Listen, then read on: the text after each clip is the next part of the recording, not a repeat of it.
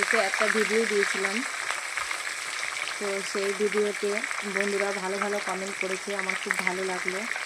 কালকে শরীরটা একটু জ্বর হয়েছিল, তো বাসনটা নিয়ে ধুয়েছিল, তো খুবই ভালো লাগলো। তো এইভাবেই সবাই সবার পাশে থেকে একসাথে কাজ করলে আমরা এগিয়ে যেতে পারবো, আর সবাই সফলতা পারবো আশা করি। ধৈর্য ধরে থাকবো। তো দেখো আমি রান্নার ভিডিও নিয়ে চলে আসলাম। কী ভিডিও দিব, নাচতে পারি না, আবার বাইরে কোথাও যাওয়া হচ্ছে না, এখন ডিউটি নিয়ে ব্যস্ত। তো দেখো আমি এখন রান্নার ভিডিও দিব। তো বন্ধুরা কী বলবো, এই বক বক বক বক করছি।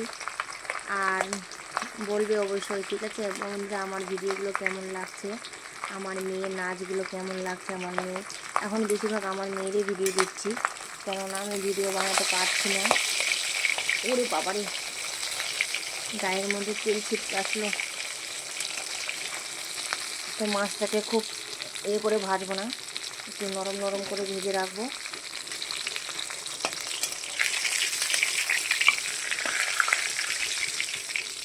হয়ে গেছে, উঠিয়ে নেব। এখন দিব পিসগুলো।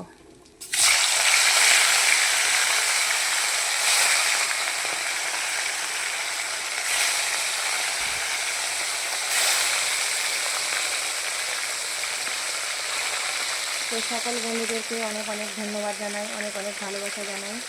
আমার ভিডিওতে কালকে প্রচুর পরিমাণে সবাই ভালো ভালো কমেন্ট করেছে। আমার মেয়ে আমার পাশে সবসময় থাকে, কি বলবো, আমার ছোট্ট কচি মেয়ে। ওই এখন নেই, ওই থাকলে ভিডিও করা যেত না, শুধু চিল্লাচিল্লি করবে। ওই এখন গেছে স্কুলে, স্কুল থেকে আসবে, খাবে, প্রাইভেট পড়বে, আবার নাচের ক্লাস যাবে। যেটুকু একটু টাইম পাবে ওটাতেই আমি একটু কয়েকটা ভিডিও বানাই নিই। তো প্রত্যেক দিন না, মানে টাইম দেখে নিই, প্রত্যেক দিন ভিডিও বানানো যায় না। আর আসবে, এসে তো ভীষণ ভীষণ ভীষণ মায়ের সাথে গল্প, একটা পাকা বুড়ি আমার। তো বক বক করতে করতে আমার মাছ ভাজাগুলো প্রায় শেষের দিকে। তো আমি এক এক করে উলট পালট করে দেবো। আমি একটু নরম নরম করে ভাজবো, একটু কড়া করে ভাজবো না, যেহেতু মাছটাকে একটু সরষা বাটা দিয়ে আর টমেটো আলু দিয়ে করবো। তো তোমরা ভিডিওটা দেখো, হ্যাঁ ভিডিওটা স্কিপ করো না বন্ধুরা, ঠিক আছে। আর পাশে থেকো, আর সবাই সবার পাশে থেকে একসাথে কাজ করো, এগিয়ে যাও।